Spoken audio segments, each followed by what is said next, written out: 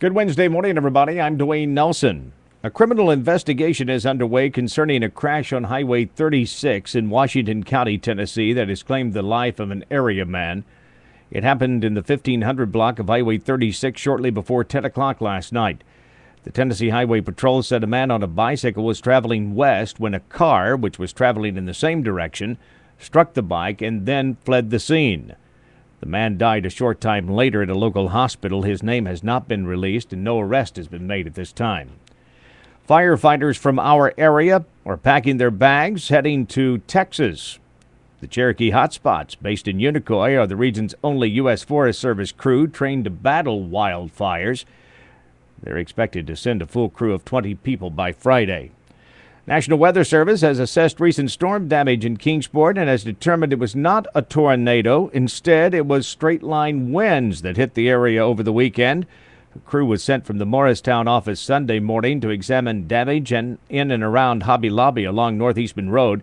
Still unclear just how strong the winds were during that storm. Meanwhile, construction crews busy rebuilding the rear section of Hobby Lobby. Officials hope to have it back open soon. Construction in the Model City could cause some traffic delays this week. Workers will finish paving the new Netherland Inn roundabout, which will require the closure of the intersection from 7 p.m. on Thursday night until 7 a.m. Friday morning. According to city spokesman Tim Whaley, several projects are in the works in the section of the city. At several places along Netherland Inn Road, the Netherland Inn Bump Out Project, as we call it, which at Lilac Street, right beside Netherland Inn, is also ongoing. So there's a lot of work in the area, and just in general, plan ahead, allow a little extra time, and be careful. Also, a new turn lane will be installed beginning tomorrow evening, which will require the closure of the intersection of Center and Fort Robinson Drive. Detour signs will be posted at both locations. Parole hearing for a Greene County woman who was 15 years old when she killed her parents is set for today in Memphis.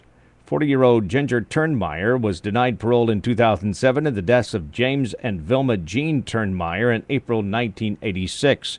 She's being held in the Luttrell Correctional Facility where she is serving 2 life sentences. Kingsport woman accused of stealing from her employers behind bars. 26-year-old Ashley Matherly is charged with embezzlement. She's accused of taking nearly $1,200 in cash from the Dress Barn on East Stone Drive between May and July of this year. Students, faculty, and staff at East Tennessee State University can expect to hear a siren at the school tomorrow morning. The reason?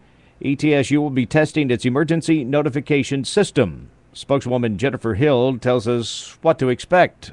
At 9:35 a.m., our outdoor siren system will sound, and that will be a loud wail that will be followed by a test message that will just tell people this is only a test of our system. During the process, no action on the part of school employees, students, or people who reside in the surrounding neighborhoods is necessary.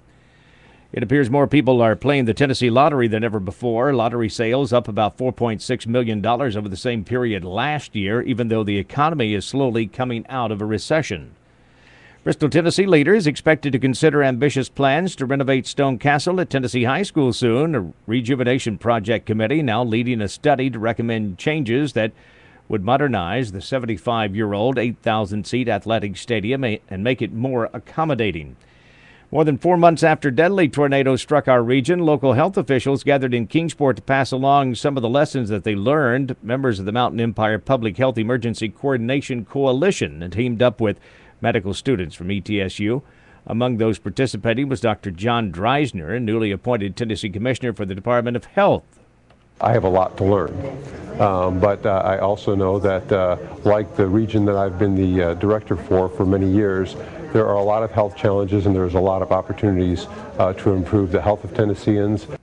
Dreisner was chosen by Governor Bill Haslam to replace Susan Cooper. I'm Dwayne Nelson. Have yourself a great Wednesday.